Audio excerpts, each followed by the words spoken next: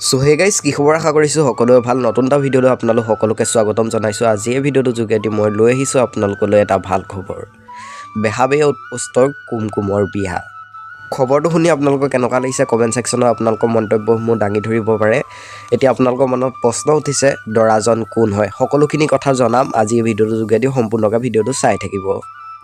বেহাবে outpost ধাৰাবাহিকখনত আপোনালোকে দেখিবলৈ পায় যে লুটুকন্ডা আৰু কুমকুমৰ লাভ ষ্টৰী, আৰু তেওঁলোক দুজনৰ লাভ ষ্টৰীটো বহুতে ভাল পাইছে আৰু আপোনালোকে কেনেকুৱা পায় কমেণ্ট ছেকশ্যনত জনাব।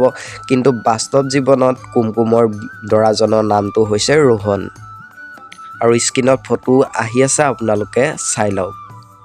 দীৰ্ঘদিন ধৰি দুইজনে প্ৰেমৰ সম্পৰ্কত আছে, আৰু আপোনালোকে খবৰটো শুনি কেনেকুৱা পাইছে কমেণ্ট ছেকশ্যনত কমেণ্ট এটা কৰি জনাব। তেওঁৰ লগতে বিবাহপাশত আবদ্ধ হ'ব বেহাবে আউটপোষ্টৰ কুমকুম। আজিৰ ভিডিঅ'টো ইমানখিনি আছিল। নতুন যদি কোনোবা আহিছে চেনেলটো ছাবস্ক্ৰাইব কৰি ল'ব পাৰে। অনাগত দিনসমূহত আপোনালোকে বিচৰা খবৰবোৰ মই দিবলৈ চেষ্টা কৰিম। বেলেগ এটা ভিডিঅ'ত আকৌ আপোনালোকৰ মাজলৈ আহিম। ধন্যবাদ।